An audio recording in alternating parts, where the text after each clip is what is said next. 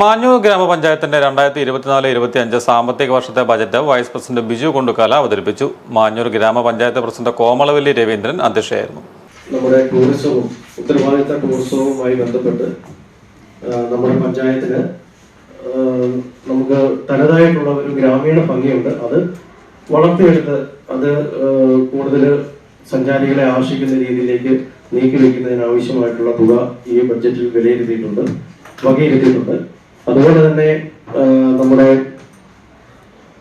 സ്ഥലം ഏറ്റെടുക്കൽ പ്രൊജക്ട് അതും സംസ്ഥാന സർക്കാരിന്റെ ബഡ്ജറ്റിനെ ആക്കിയിട്ടുള്ളതാണ്.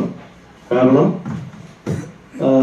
നമുക്ക് സ്ഥലം ഏറ്റെടുത്ത് അവിടെ വിവിധങ്ങളായിട്ടുള്ള പദ്ധതികൾ, നമുക്കറിയാം ശുചിത്വവുമായിട്ട് ബന്ധപ്പെട്ട് MCFന്റെ നിർമ്മാണം, അതുപോലെ തന്നെ ഭിന്നശേഷിക്കാർക്കായിട്ട് അവരുടെ മൂല്യവർദ്ധിത വസ്തുക്കൾ ഉൽപ്പാദിപ്പിക്കുകയും അതിന്റെ വിപണനവും നടത്തുന്നതിനുള്ള സാധ്യതകൾ, അതുപോലെ തന്നെ കുടുംബശ്രീകളെ കോർത്തിണക്കിക്കൊണ്ട് അവരുടെ ഒരു ശൃംഖല ഈ വിവിധയിടങ്ങളിൽ വിവിധ പദ്ധതികൾക്കായിട്ട് അവരെ നിയോഗിച്ചുകൊണ്ട് ജോലി സാധ്യതകൾ.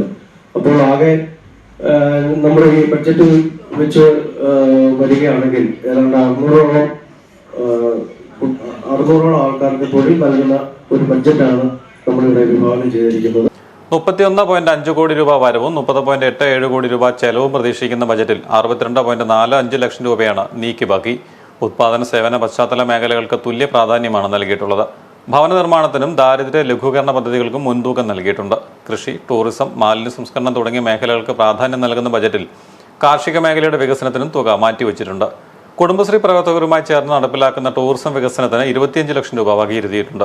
Ozhur block president PC Kurian, Manjoor ഗ്രാമപഞ്ചായത്ത് സ്റ്റാൻഡിംഗ് കമ്മിറ്റി ചെയർമാൻമാരായ സാലിമ ജോളി, ചാക്കോ മത്തായി, ജേനി തോമസ്, മെമ്പർമാരായ പ്രത്യുഷ സുര, ടോമി കാറുകുളം, ആൻസി സിബി, ലിസി ജോസ്, ബിനോ സക്കറിയാസ്, ബിനോയ് ഇമ്മാനുവൽ, സെക്രട്ടറി മാർട്ടിൻ ജോർജ്, നിർവഹണ ഉദ്യോഗസ്ഥർ തുടങ്ങിയവർ പങ്കെടുത്തു.